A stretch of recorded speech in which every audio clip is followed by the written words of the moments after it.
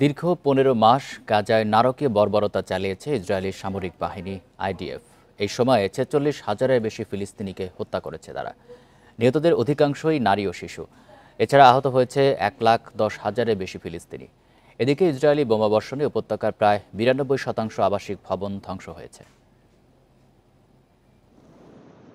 ২০২৩ সালের ৭ অক্টোবর থেকে ফিলিস্তিনের অবরুদ্ধ গাজায় বর্বরোচিত হামলা শুরু করে ইসরায়েল।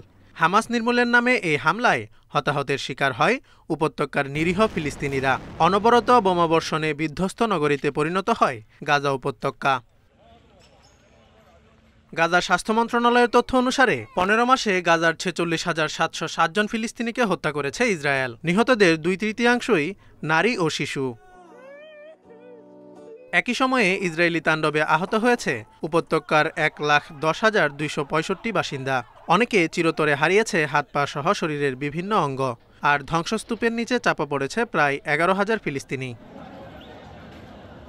ইসরায়েলি বোমা হামলার অধিকাংশই আঘাত হেনেছে গাজার আবাসিক ভবনগুলোতে। ক্ষতিগ্রস্ত বা ধ্বংস হওয়া বাড়িঘর ৪,৩৬,০০০, যা উপত্যকার মোট বাড়িঘরের প্রায় ৯২%। ধর্মীয় স্থাপনার পাশাপাশি ইসরায়েলি বাহিনীর অন্যতম লক্ষ্যবস্তু ছিল গাজার স্বাস্থ্য খাত। ৬৫০ স্বাস্থ্য অবকাঠামোতে হামলা চালিয়েছে তারা। এসব হামলায় নিহত হয়েছেন ১,০০০-এর বেশি স্বাস্থ্যকর্মী। গাজার শিক্ষা খাতকেও ধ্বংস করে দিয়েছে ইসরায়েল। ক্ষতিগ্রস্ত বা ধ্বংস হওয়া স্কুল ৫৩৪টি, যা মোট স্কুলের প্রায় ৯৫%।